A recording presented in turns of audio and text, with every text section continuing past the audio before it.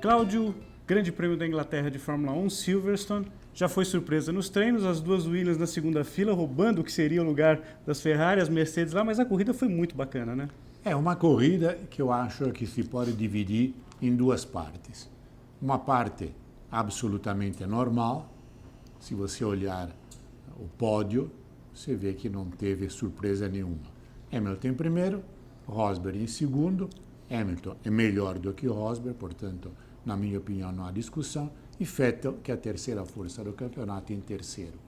Mas o que foi bonito, o que foi clamorosamente surpreendente, foram os primeiros 20 voltas. Primeira largada, uma largada excepcional das duas Williams, tanto de Massa como de Bottas, e uma largada ruim das duas Mercedes. As duas coisas se somaram e o que aconteceu? Aquilo que ninguém podia pensar.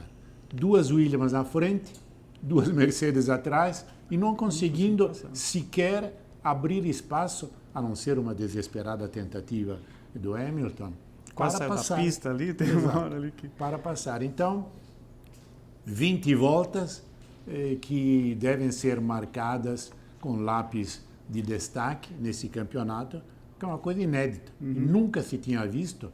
Acho que ninguém, sem consciência, poderia pensar naquilo. As características da pista ajudaram também um pouquinho. Se tivesse nisso, né? uma bolsa de apostas com relação a isso, o cara que tivesse dito, olha, por 20 voltas, as duas Williams vão estar na frente das duas Mercedes, virava milionário da noite para o dia. É claro, os motores são iguais. É uma pista de alta velocidade, onde a Williams vai muito bem. Tanto que você vê que era difícil tentar ultrapassar. Daí para frente, primeiro pit stop, duas voltas voadoras do Hamilton e ele assume a liderança. Mas o que foi bonito depois é que tivemos Hamilton na frente abrindo logo, mostrando que o carro é muito melhor, que ele estava andando 2 segundos mais lento porque eram as Williams que determinavam o ritmo. Ele pôde passar à frente, abriu e aí não teve mais discussão até a chegada. Claro. Mas depois o Massa conseguiu segurar não só Bottas como Rosberg, numa situação que é aquele negócio da regra que eu sou frontalmente contrário. Coitado, na reta você está lá e o de trás abre a asa. Quer dizer, aquilo... Covardia eu acho, total, eu acho né? que é o pelotão de fuzilamento. Você está lá e o cara te atira. Não tem cabimento. Não tem defesa, né? Realmente é uma ideia de Jerico. Quem teve essa ideia de abrir... Ou então deixa abrir a asa para todo mundo. Aí tudo bem. E no lugar que quiser. O problema é o cara que se vire. Se quiser abrir na curva, que abra, né? Segura o carro. Ou então não abre nunca, fixa e acabou. Mas reduz custo também, né? Exato. Aquele negócio, o coitado na frente e não pode abrir, o de trás pode, é uma sacanagem. Mas enfim. Aí a chuva.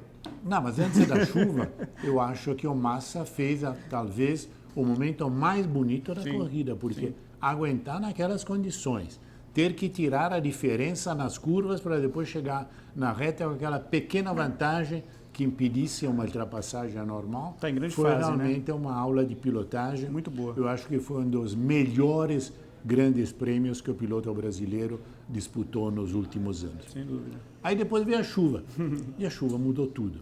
Por que mudou? Porque tanto o Hamilton como o Vettel acertaram e trocaram pneus antes. Aí numa volta foi uma diferença clamorosa, mais de 3 segundos, 4 segundos por volta. Então, Vettel foi para terceiro, Hamilton despinguelou na frente e, curiosamente, quem tinha apostado na chuva antes, que era o Raikkonen, entrou pelo cano, porque ele trocou muito cedo, aí desgastou os pneus, teve que fazer um terceiro pit stop e chegou em oitavo a uma volta do vencedor. Então eu acho que o Massa, e ele foi muito elegante, mas tinha todo o direito de estar muito bravo com a equipe. A estratégia ali, né? Já o pit stop da Williams é um pit stop um pouco mais demorado que os outros. Tudo bem, aí é uma questão de... Às vezes a diferença é pequenininha, mas enfim, sabe? Você se mata para conseguir 2 décimos na pista e os caras te fazem perder 3 no boxe. Não tem muito cabimento. Mas enfim, agora, quanto à tática, realmente... Acabou prejudicando. Eu acho que a tática fez perder a Massa um segundo lugar que teria sido excepcional. Segundo lugar, improvável. Absolutamente improvável. É um segundo lugar, embora o filhinho dele tinha dito. Pois é, ele segundo. O Filipinho falou, segundo lugar. Ele tá sendo Second. ele está sendo ali o povo, né? O povo da Copa, é o Filipinho. Mas de qualquer forma, independentemente dessas polêmicas que podem se estabelecer ou não. Faz parte, né? A equipe fazem parte. De repente, lógico. claro, acerta. Mas fica isso, essa excepcional atuação do Massa, que vem subindo, como aliás ele tem feito muitas vezes. Geralmente a segunda parte do campeonato, se ele consegue se acertar melhor com o carro e tal, é melhor do que a primeira. Ele está na classificação no Mundial bem perto do Bottas, são 3 pontos, se a memória não me falha. Sim, Bottas 7-7, Massa 7-4. Exato. E, sobretudo, eu acho que ele já ratificou, de certa forma, o fato de que ele, aconteça o que acontecer, nesse momento é o piloto número 1 da Williams. Pela velocidade, pela experiência, por tudo que ele pode trazer à equipe. Agregar, né? Agregar a equipe. Além do mais, o que se tem absoluta certeza é que Massa vai ficar na Williams. Bottas ninguém sabe, porque a cada dia que passa, balão de ensaio, são os rumores de que ele iria para a Ferrari, no lugar do seu compatriota Raikkonen. Então, eu acho que isso também contribui. E é só você ver uma tomada de televisão que, para mim, chamou muito a atenção. A euforia da filha do Frank Williams, vendo o Massa em primeiro, mostra bem com aquilo, não só era importante, porque era corrida em casa também para a Williams, mas pelo que o Massa consegue fazer com esse carro. Então, eu acho que esse ponto foi todo positivo. É a nota maior, já que você quer dar do final de semana, a nota melhor para o final de semana para o Massa? Que número? 10. 10 para o Massa. Porque realmente, olha, tem que se considerar isso. O carro dele é pior que o carro da Mercedes. Quanto a isso, não tem dúvida nenhuma. Claro. Ter conseguido aquela largada, ter conseguido, na última volta, na formação do grid, passar à frente do Bottas, e ter mantido, depois da segunda colocação, só perdendo por causa da equipe, realmente marca uma corrida excepcional. E no mesmo nível, talvez um pouquinho abaixo, digamos 9, eu ponho o Hamilton, porque o Hamilton tinha conseguido a pole, é bem verdade. No fim de semana em que o Rosberg tinha sido superior, ele chegou lá, na hora H conseguiu a pole. Mas na largada botou tudo a perder. Claro. Isso não é aquela arriscar em trocar pneus antes, ele provavelmente não teria conseguido vencer. Agora a coisa mudou, ele tem 17 pontos de vantagem sobre o Rosberg. Psicologicamente ele sai fortalecido. Às vezes que ele ganhou lá anteriormente, depois foi campeão mundial. Então, sabe, mesmo essa questão, eu não sei se ele é supersticioso ou não, tenho a menor ideia. Mas, enfim, é uma ajuda psicológica muito importante quando se sabe que o ponto mais fraco da personalidade do Hamilton é realmente o lado humano, o lado psicológico, o lado emocional. Os senhores se lembram quando ele brigou com a namorada, teve uma temporada desandou péssima. A carreira dele naquele momento, né? Claro. Quase perde o rumo na carreira, Verdade. deixou a Nicole. Então, eu acho que agora, porém, ele está velejando de velas enfunadas rumo ao título, não sabe? Uma nota vermelha, não? Alguma nota baixa nessa corrida? Talvez para a estratégia da Williams? Ou... Sim, para a estratégia da Williams, sim. Uma nota, digamos, uns 4, para ser mais ou menos benevolente. E, do outro lado, uma pena que o Nasser não tenha conseguido. Nem largou, né? Na volta de instalação, quebrou o câmbio da Sauber, né? Coisas que acontecem, coisas claro, de corrida. Lógico. E outro destaque, isso tem mais valor estatístico do que outra coisa, porque no duro chegar em 13, então você chegar em 10º não é que seja o supra-sumo. Mas o Alonso conseguiu o primeiro pontinho. Pois é. Aquela medalha de honra ao mérito, Exato. né? Dá um bolinho, aquele bolinho com a velhinha número 1 para o Fernando Alonso. Será que apenas uma ave que não faz primavera? Não sei. Eu não tenho nenhuma esperança que a McLaren faça alguma coisa positiva esse ano. Mas, enfim, um ponto pelo menos é uma réstia de esperança. À frente do única Sauber que chegou, que foi do Ericsson, e das duas Manor, né? Que ali também não é nem carro de Fórmula 1, né? Essa é praticamente outra categoria.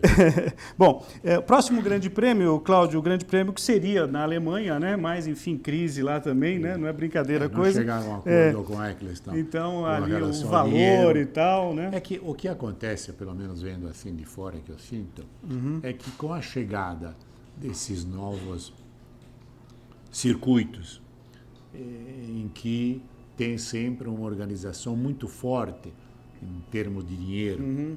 Veja, por exemplo, que fizeram alguns circuitos, você corre à noite e parece dia. Então, o Eccleston conseguiu subir um pouco as pretensões dele. E nem todos vão bancar essa brincadeira. Não vão bancar isso, nem todos. Eu acho que na Alemanha eles apostaram muito na força da tradição, dos pilotos alemães, enfim, de todo um interesse que tem. A era Schumacher, depois a era Vettel, né, Cláudio? E então puxaram a corda de um lado, o Eccleston puxou do outro, ele tem mais força e foi embora. Talvez se o Vettel tivesse melhor no campeonato, talvez a coisa fosse um pouquinho diferente, né? A pressão até interna fosse um pouquinho diferente. Agora, a Hungria é aquele circuito que os pilotos brincam, falam, parece um cartódromo, né? Mas a turma gosta. Eu já recebi alguns pilotos aqui no Bela Máquina, que o pessoal gosta de correr lá. Sim. A gente sempre lembra daquela ultrapassagem fantástica do Nelson em cima do Ayrton, que até hoje, né? Rende muita história e tal. O ano passado a pole foi do Rosberg. O Hamilton teve um problema seríssimo no treino, inclusive, né? No treino de classificação, acabou largando em penúltimo, acabou chegando em terceiro, a vitória foi do Ricciardo. Esse ano, previsão tua, as Mercedes devem tranquilamente ter ali, e para ultrapassar ali é pior ainda, né? Só se ocorrer alguma tragédia no sábado, na formação do grid de largada.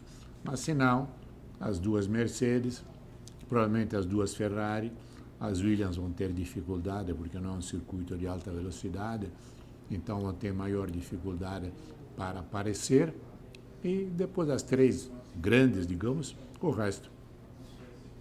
Para encerrar, então, eu queria falar um pouquinho da Fórmula E, né? Afinal de contas, Sim. O Nelsinho Piquet foi o campeão da primeira temporada que começou diferente do que a Fórmula 1, porque foi 2014 e 2015, né? Um pedaço do ano passado e desse ano também. Era aquilo que mais ou menos a gente vinha comentando anteriormente, né, Cláudio? Sim, com dois pilotos brasileiros em destaque, isso é muito importante. E até uma anotação de ordem técnica. Você vê que na Fórmula E nós temos rodas de 17 polegadas, com os pneus Michelin. Eu estava conversando outro dia com os técnicos da Michelin e eles disseram, olha, nós não temos nenhum interesse em participar de uma Fórmula 1 com a roda Aro 13. Que Aro 13 hoje é quase carrinho no supermercado. Então, para que gastar tanto dinheiro no desenvolvimento de um pneu que depois eu não posso usar na minha rede comercial? Claro. Olha, não deixam de ter alguma razão. Mas isso claramente abriu caminho para a Pirelli, que vai forçosamente renovar o contrato, porque é a única. Talvez pneus um pouco mais largos, que estão pedindo, mas sempre pneuzinhos bem pequenos. É isso aí. Então, a gente volta em 3 semanas agora, né? Sim, agora tem férias de verão europeu, férias mais alongadas, porque não tem o Grande Prêmio da Alemanha, com 3 semanas, e voltamos com o Grande Prêmio da Hungria. É isso aí, com o apoio de Caçula de Pneus e de Shell, a gente volta exatamente em 3 semanas para falar do Grande Prêmio da Hungria de Fórmula 1. Até lá!